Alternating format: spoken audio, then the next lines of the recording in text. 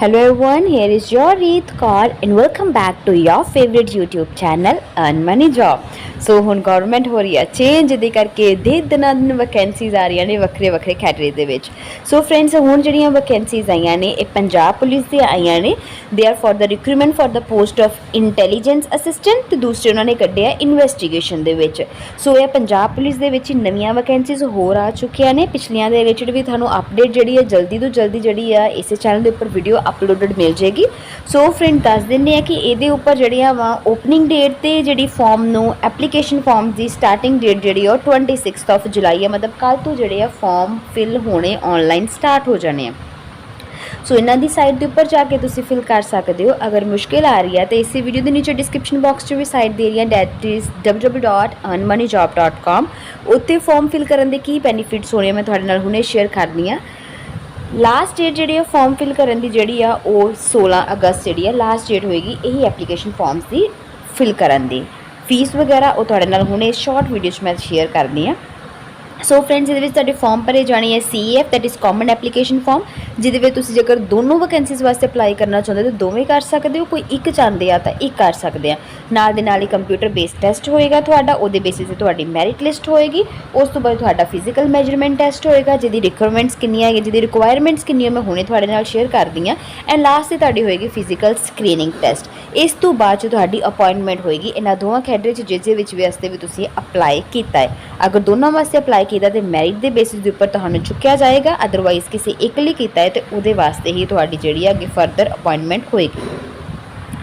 ਨਾਲ ਦੇ ਨਾਲ ਹੀ ਮੈਂ ਇੰਪੋਰਟੈਂਟ ਵਗੈਰਾ ਤੁਹਾਨੂੰ ਦੱਸ ਦਿੰਦੀ ਕਿ ਵੈਕੈਂਸੀਜ਼ ਕਿੰਨੀਆਂ। ਜਿਹੜੀ ਇੰਟੈਲੀਜੈਂਸੀ ਕੈਡਰੇ ਆ ਉਹਦੇ ਵਿੱਚ ਟੋਟਲ ਵੈਕੈਂਸੀਜ਼ ਜਿਹੜੀਆਂ ਨੇ ਉਹ 818 ਨੇ, ਦੈਟ ਇਜ਼ 818। ਉਹਦੇ ਵਿੱਚ 24 ਜਿਹੜੀਆਂ ਨੇ ਰਿਜ਼ਰਵ ਹੋਣਗੀਆਂ ਸਪੋਰਟਸ ਪਰਸਨ ਵਾਸਤੇ। ਸੋ ਰਿਮੇਨਿੰਗ ਰਹਿ ਗਈਆਂ 794। ਇਹਦੇ ਵਿੱਚ ਜਿਹੜੀਆਂ 794 ਨੇ ਇਹਦੇ ਵਿੱਚੋਂ ਵੀ 264 ਜਿਹੜੀਆਂ ਨੇ ਉਹ ਵੂਮਨਸ ਵਾਸਤੇ ਨੇ ਫॉर ਫੀਮੇਲ ਕੈਂਡੀਡੇਟਸ। ਤੇ ਟੋਟਲ ਜਿਹੜੀਆਂ ਹੋ ਗਈਆਂ 794 ਤੇ ਇਹਦੇ ਵਿੱਚ ਬਾਕੀ ਦੇ ਸਪੋਰਟਸ ਪਰਸਨ ਦੀਆਂ 24। ਟੋਟਲ ਵੈਕੈਂਸੀਜ਼ ਨੇ 818। ਹਰ ਇੱਕ ਨੂੰ ਆਪੋ ਆਪਣੀ ਵੈਕੈਂਸੀਜ਼ ਤੁਸੀਂ ਵੇਖ ਸਕਦੇ ਹੋ, ਜਿਹਦੇ ਵਾਸਤੇ ਵੀ ਤੁਸੀਂ ਐਲੀਜੀਬਲ ਹੋ ਉਹ ਤੁਸੀਂ ਫਿਲ ਕਰ ਸਕਦੇ ਹੋ, ਦੋਨਾਂ ਦੇ ਵਾਸਤੇ ਵੀ ਫਿਲ ਕਰ ਸਕਦੇ ਹੋ। ਇਨਵੈਸਟੀਗੇਸ਼ਨ ਕੈਡਰੇ ਦੀ ਗੱਲ ਕਰੋ ਤਾਂ ਇਹਦੇ ਵਿੱਚ 373 ਵੈਕੈਂਸੀਜ਼ ਟੋਟਲ ਨੇ, ਜਿਨ੍ਹਾਂ ਵਿੱਚ ਸਪੋਰਟ ਪਰਸਨ ਦੀਆਂ 11 ਨੇ ਤੇ ਬੈਲੈਂਸ ਜਿਹੜਾ 362 ਆ। 362 ਦੇ ਵਿੱਚੋਂ ਇਹ ਹੈਗੇ ਨੇ ਕੈਟੇਗਰੀ ਵਾਈਜ਼ ਕਿ ਜਰਨਲ ਨੂੰ ਕਿੰਨੀਆਂ ਨੇ, ਇਸੇ ਤਰੀਕੇ ਨਾਲ ਉੱਪਰ ਵੀ ਮੈਂ ਸ਼ੇਅਰ ਕੀਤਾ ਸੀਗਾ। ਇਹਨਾਂ ਦੇ ਵਿੱਚੋਂ ਜਿਹੜੀਆਂ ਨੇ ਵੂਮਨਸ ਵਾਸਤੇ 118 ਨੇ ਤੇ ਟੋਟਲ ਨੇ 362 ਐਂਡ ਪਲੱਸ ਜਿਹੜੀਆਂ ਨੇ ਸਪੋਰਟਸ ਪਰਸਨ ਵਾਸਤੇ। ਅਗਰ ਤੁਹਾਡੇ ਸਪੋਰਟ ਪਰਸਨ ਵਾਲੇ ਸਰਟੀਫਿਕੇਟਸ ਹੈਗੇ ਆ ਤੇ ਤੁਸੀਂ ਜ਼ਰੂਰ ਅਪਲਾਈ ਕਰ ਸਕਦੇ ਹੋ, ਕਿਉਂਕਿ ਇਵੇਂ ਦੇ ਕੈਂਡੀਡੇਟਸ ਕਾਫੀ ਘੱਟ ਅਪਲਾਈ ਕਰ ਰਹੇ ਆ ਤੇ ਉਹਦੇ ਵਿੱਚ ਜਿਹੜੀ ਸਿਲੈਕਸ਼ਨ ਦਾ ਪ੍ਰੋਸੀਜਰ ਜਿਹੜਾ ਉਹ ਚਾਂਸਿਸ ਜਿਹੜੇ ਉਹ ਵੱਧ ਜਾਂਦੇ ਆ।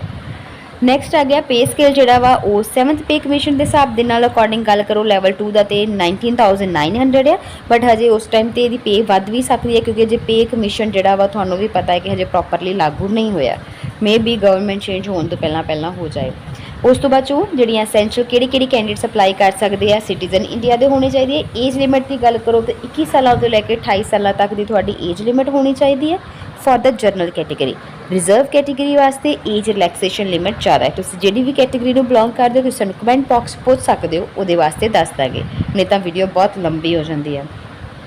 ਐਜੂਕੇਸ਼ਨ ਕੁਆਲੀਫਿਕੇਸ਼ਨ ਦੀ ਗੱਲ ਕਰੋ ਤਾਂ ਅਗਰ ਤੁਸੀਂ ਇੰਟੈਲੀਜੈਂਸ ਅਸਿਸਟੈਂਟ ਦੇ ਵਾਸਤੇ ਅਪਲਾਈ ਕਰਨਾ ਤੁਸੀਂ ਗ੍ਰੈਜੂਏਟ ਹੋਣੇ ਚਾਹੀਦੇ ਹੋ, ਜਾਂ ਫਿਰ ਤੁਹਾਡੇ ਕੋਲ ਕਿਸੇ ਵੀ ਯੂਨੀਵਰਸਿਟੀ ਦੇ ਵੱਲੋਂ ਗ੍ਰੈਜੂਏਟ ਹੋਵੋ, ਜਾਂ ਫਿਰ ਲਾਈਕ ਲੈਵਲ O ਸਰਟੀਫਿਕੇਟ ਵੀ ਹੋਣਾ ਚਾਹੀਦਾ ਤੁਹਾਡੇ ਕੋਲ। O level certificate of information technology ਹੋਣਾ ਚਾਹੀਦਾ ਵਾ।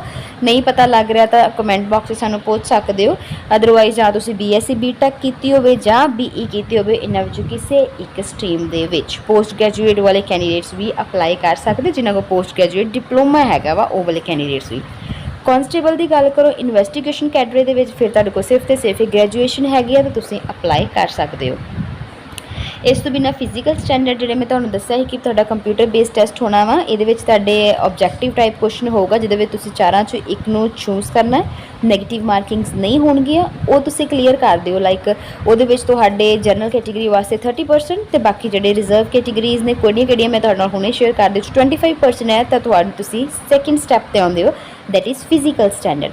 ਫਿਜ਼ੀਕਲ ਸਟੈਂਡਰਡ ਦੇ ਵਿੱਚ ਮੇਲ ਕੈਂਡੀਡੇਟਸ ਦੇ ਵਾਸਤੇ ਇੰਟੈਲੀਜੈਂਸੀ ਕੈਡਰੇ ਦੇ ਵਿੱਚ 5 ਫੀਟ 5 ਇੰਚਜ਼ ਹਾਈਟ ਹੋਣੀ ਚਾਹੀਦੀ ਹੈ ਮਿਨੀਮਮ, ਤੇ ਫੀਮੇਲ ਵਾਸਤੇ 5 ਫੀਟ 1 ਇੰਚ। ਐਂਡ ਇਨਵੈਸਟੀਗੇਸ਼ਨ ਦੇ ਵਾਸਤੇ 5 feet 5 inch for the male candidates and for the female it's 5 feet and 1 inch. ਇਹ ਕੰਪਲਸਰੀ ਹੈਗੇ ਆ ਵਾ, ਇਹਦੇ ਵਿੱਚ ਕੋਈ इवें नहीं है कि जिहड़ियां रिजर्व कैटेगरीज आ उन्हां दी डिफरेंट कैटेगरी है, सेम ही कैटेगरीज आउणगीआं हाइट दे। सिलैक्शन प्रोसैस जिहड़ा वा 2 स्टेजिस दा होएगा। पहली स्टेज है कंप्यूटर बेस्ड है, that is CBT, that will be consisting of multiple choice questions, there will be no negative marking, and stage 2 is documents, ਇਹਦੇ ਵਿੱਚ document ਸਾਰੇ ਚੈੱਕ ਹੋਣਗੇ। second then is physical measurement test, and the last is physical screening test। Computer based test the syllabus ਤੁਹਾਡੇ ਸਾਹਮਣੇ screen ਦੇ ਉੱਪਰ show ਹੋ ਰਿਹਾ ਵਾ। ਟੋਟਲ 3 ਆਵਰਸ ਦਾ ਤੁਹਾਡਾ ਐਗਜ਼ਾਮ ਹੋਏਗਾ। 150 ਕੁਐਸਚਨਸ ਹੋਣਗੇ, 150 ਮਾਰਕਸ ਹੋਣਗੇ। ਨੈਗੇਟਿਵ ਮਾਰਕਿੰਗ ਬਿਲਕੁਲ ਨਹੀਂ ਆ। ਸਿਲੇਬਸ ਤੁਹਾਡੇ ਸਾਹਮਣੇ ਸਕਰੀਨ ਦੇ ਉੱਪਰ ਸ਼ੋ ਹੋ ਰਿਹਾ। ਸੇਮ ਹੀ ਸਿਲੇਬਸ ਦਾ ਜਿਹੜਾ ਵਾ ਸਾਰਾ ਹੀ ਸਟੱਡੀ ਮਟੀਰੀਅਲ ਜਿਹੜਾ ਸਪੈਸ਼ਲੀ ਡਿਜ਼ਾਈਨ ਕੀਤਾ ਗਈ ਇਹੀ ਵੈਕੈਂਸੀ ਨੂੰ ਕਲੀਅਰ ਕਰਨ ਵਾਸਤੇ ਤੁਹਾਨੂੰ ਇਸੇ ਵੀਡੀਓ ਦੇ ਨੀਚੇ ਡਿਸਕ੍ਰਿਪਸ਼ਨ ਬਾਕਸ ਲਿੰਕ ਦੇ ਰਹੇ ਹਾਂ, ਉੱਥੇ ਕਲਿੱਕ ਕਰਕੇ ਤੁਸੀਂ ਲਿਖ ਸਕਦੇ ਹੋ, ਆਪਣਾ ਪੜ੍ਹ ਸਕਦੇ ਹੋ। ਨਾਲ ਦੇ ਨਾਲ ਹੀ ਡੇਲੀ ਕੁਇਜ਼ ਨੇ ਇਸ ਚੈਨਲ ਦੇ ਉੱਪਰ, ਉਹਦੇ ਉੱਪਰ ਜਾ ਕੇ ਵੀ ਤੁਸੀਂ ਡੇਲੀ ਕੁਇਜ਼ ਵੀ ਸੋਲਵ ਕਰ ਸਕਦੇ ਹੋ, ਸੋ ਦੈਟ ਤੁਹਾਨੂੰ ਪਤਾ ਲੱਗ ਜੇ ਕਿ ਤੁਹਾਡੀ ਕਿੰਨੀ ਕੁ ਪ੍ਰੈਪਰੇਸ਼ਨ ਹੋ ਚੁੱਕੀ ਹੈ। ਨਾਲ ਦੇ ਨਾਲ ਤੁਹਾਨੂੰ ਪਤਾ ਲੱਗ ਜੇ ਕਿ ਐਗਜ਼ਾਮ ਕਿਵੇਂ ਦਾ ਆਉਣਾ ਹੈ। पिछले सालों के क्वेश्चन पेपर्स विद आंसर की you can also get from the description box. नहीं पता लग रहा तो आस्क मी, योर रीत इज़ ऑलवेज देयर, तुहानूं नाल दे नाल ही असिस्टेंट हेल्प दी जाएगी।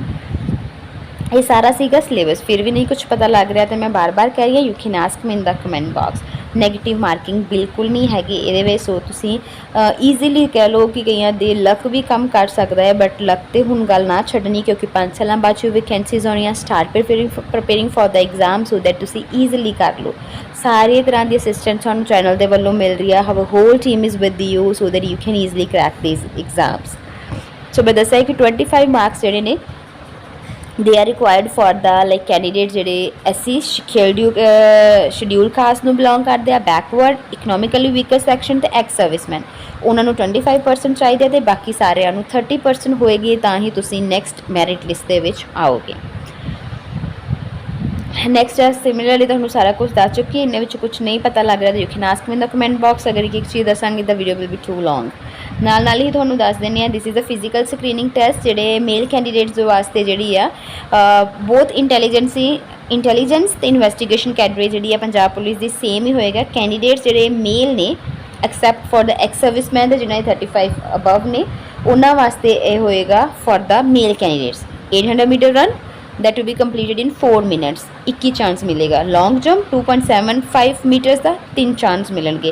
हाई जंप 0.90 मीटर का 3 चांसेस मिलेंगे। फॉर एक्स सर्विसमैन उन्होंने वास्ते 800 मीटर रन नहीं होएगी सिर्फ, और वॉक होएगी that to be completed in 6 minutes and that should be given only 1 chance. Female candidates के वास्ते 400 मीटर रन होएगी, उन्होंने 2 मिनट्स के कंप्लीट करनी है। लॉन्ग जंप जो 1.80 का होएगा, हाई जंप जो 0.75 का होएगा and chances will be given 3 and for the run 21 chance जो वा वो दिता जाएगा। सो फ्रेंड्स ऐ सीगा सारा कुछ। इस तो बाद मैं तुहाडे नाल दस दिंदी हाँ कि इहदे विच फीस जिहड़ी है वो कितनी होने वाली है। एप्लीकेशन फीस जनरल कैटेगरी वास्ते जिहड़ी है टोटल 1000 होएगा।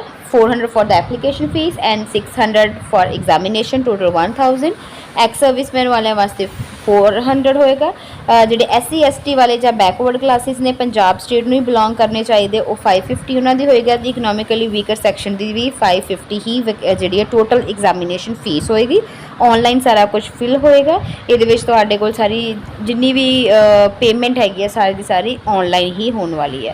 उस तो बाद एप्लीकेशन फॉर्म तुहानूं दस दिया था ऑलरेडी कि इस वीडियो के नीचे लिंक दिता, उत्थे क्लिक करके फॉर्म फिल कर सकते हो www.earnmoneyjob.com। नाल दे नाल पंजाबी च सारा कुछ दिता होया है तुहानूं, नाल दे नाल सारे तरह का स्टडी मटीरियल भी दिता है तो इस वैकेंसीज़ का प्रॉपर वेरवा भी तुहानूं मिल जाएगा। Otherwise you can visit this site for filling the online form application form for these 2 vacancies.